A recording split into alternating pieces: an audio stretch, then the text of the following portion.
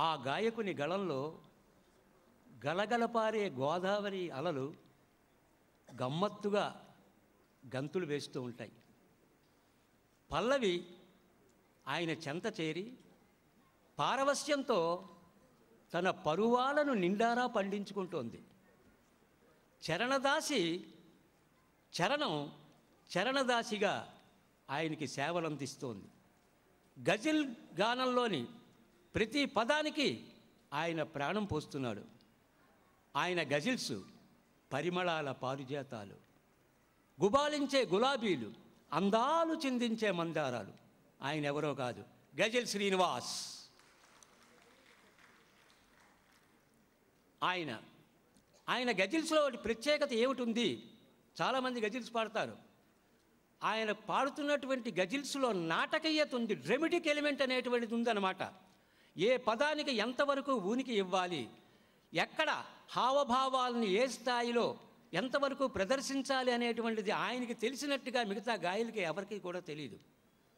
ఆయన పుట్టింది పాలకొల్లులోనైనా మెట్టింది విజయనగరంలో. గజల్ని మత గజ గమనంలో మళ్ళించింది విజయనగరంలోనే. విజయనగరం మట్టి అలాంటిదండి, ఆ నేల అలాంటిది. అక్కడ పుట్టకపోయినా మహాకవి గురజాడ అప్పారావు, ఆదిభట్ల నారాయణదాసు, ద్వారం వెంకటస్వామి నాయుడు, కోడి రామ్మూర్తి, తాతా సుబ్బరాయ శాస్త్రి, ఇలా ఎందరో మహనీయులు తమ యొక్క కీర్తి కిరీటాలను విజయనగరం నుంచి వాళ్ళు వెలువరించారని చెప్పడం చాలా పడుతున్నాను. అంచేత మా గజిల్ శ్రీనివాస్ ఎంత ఎత్తుకు ఎదిగాడో, ఎవరెస్ట్ శిఖరం అంత ఎత్తుకు ఎదిగాడు. ఎంత ఒదిగి ఉన్నాడండి.